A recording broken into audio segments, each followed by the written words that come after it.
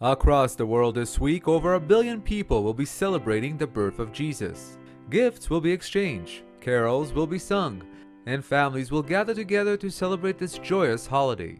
In the Middle East, however, Christmas is often a sad and tragic time. Thousands of Christians are being slaughtered across the Middle East by Islamic terrorists. Their crime is simply believing in Jesus Christ.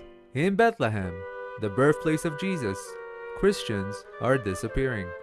Under the control of the Palestinian Authority, the numbers of Christians have significantly dropped. While the Palestinians claim that this is due to Israel's so-called occupation, reality tells a very different story. When Israel turned over control of Bethlehem in 1995, Christians made up nearly 50% of the population.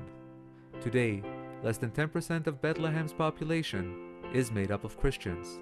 The Palestinian Muslim majority has been making the life of Christians in one of their holiest cities a living hell. This year, the mood in Bethlehem is gloom.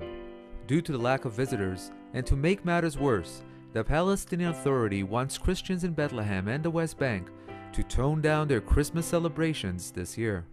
The Palestinian Authority has ordered Christians to do so as a show of respect to Palestinian terrorists who were killed committing terror attacks. Also earlier this year in Bethlehem, at least 2 churches were set on fire, and Palestinian activists played up the Santa angle to foreign media by dressing up as Jolly Saint Nick and throwing rocks at Israeli soldiers near Bethlehem.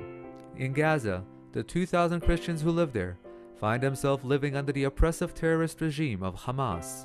In the Christian world in Gaza, any mention of Christianity could lead to harsh sentences, including death.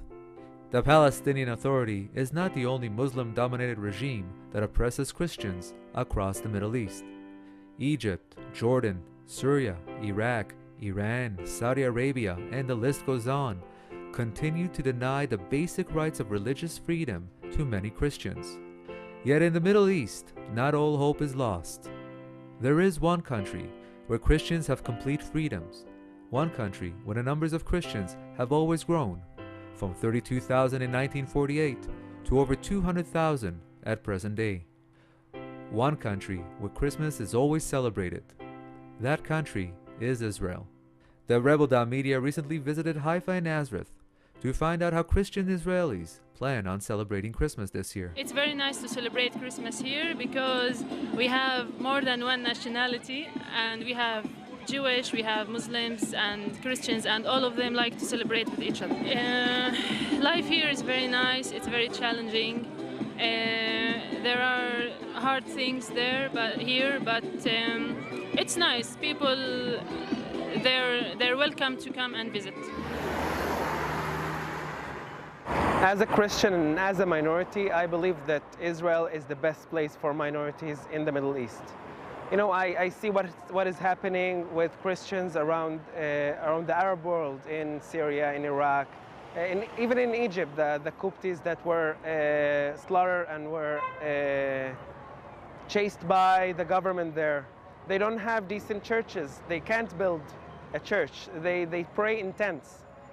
And here in Israel, the Israeli authorities are renew the old churches and try to build them together again, that it keeps its minorities safe and keeps the minorities to keep their own religion and their own beliefs, and doesn't try to make you change that.